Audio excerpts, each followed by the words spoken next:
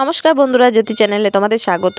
তো কেমন আছে সবাই? তো আমি আজকে বানাবো মনমোহনী চিংড়ি। তো প্রথম থেকে শেষ অবধি দেখতে থাকুন, আর ভিডিওটা ভালো লাগলে অবশ্যই একটা লাইক, শেয়ার এবং কমেন্ট করে জানাবেন যে কেমন হয়েছে। তো আমি চিংড়িগুলো দেখুন ভালো করে পরিষ্কার করে রেখে দিয়েছি। তারপর আমি এটার মধ্যে নুন, হলুদ আর একটু টক দই ভালোভাবে মিক্স করে রেখে দেবো কিছুক্ষণ, মানে কিছুক্ষণ বলতে আধ ঘন্টার মতো রেখে দেবো আমি এটা ম্যারিনেট করে।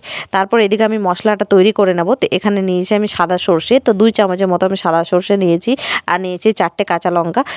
তো এটা ভালোভাবে গ্র্যান্ড করে নেব। তারপরে এই দেখুন গোটা ডাব নিয়েছি, গোটা ডাবটাকে আমি ফুটো করব, এখান থেকে জলটা বের করে নেব। তো জলটা বের করে একটা বাটিতে রাখছি, আর এই যে শাঁসটা আছে এই শাঁসটা আমি নিচ্ছি। এই শাঁসটাকেও আমি চামচের মধ্যে ভালো করে বের করে নিচ্ছি।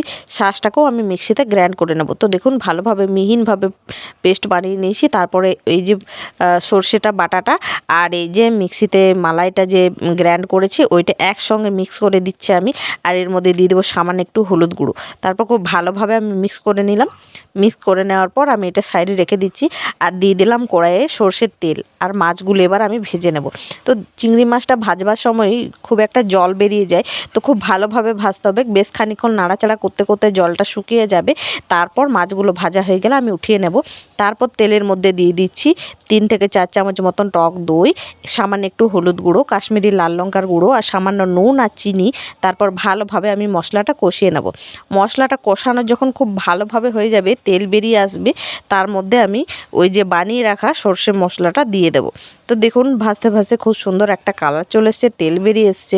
এবার আমি আগে চিংড়িটা দিয়ে দিচ্ছি। চিংড়িটা দিয়ে ভালোভাবে আমি মিক্স করে নেব। মিক্স করে নেওয়া হয়ে গেছে।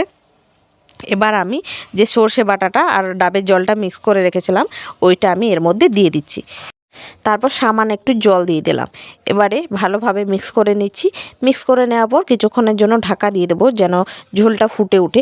তো বেশ খানিকক্ষণ পরে খুলছি, মানে এক মিনিটের মতো আমি ঢাকা দিয়ে রেখেছিলাম। তো এই দেখুন একদম একদম মাখো মাখো হয়ে গেছে। তো এবার আমি এর মধ্যে 4টে চেরা কাঁচা লঙ্কা দিয়ে দিলাম। তারপর খুব ভালোভাবে নাড়াচাড়া করে আর এবারে আমি গ্যাসের ফ্লেমটা বন্ধ করে দেবো।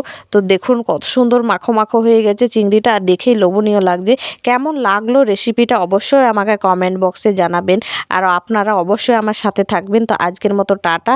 আর আমার ভালো ভালো ভিডিও পাওয়ার জন্য আমার চ্যানেলটিকে অবশ্যই সাবস্ক্রাইব করে রাখবেন। তো আজকের মতো টাটা, সবাই ভালো থেকো, সুস্থ থেকো এবং আমার নতুন নতুন ভিডিও দেখতে থেকো। টাটা।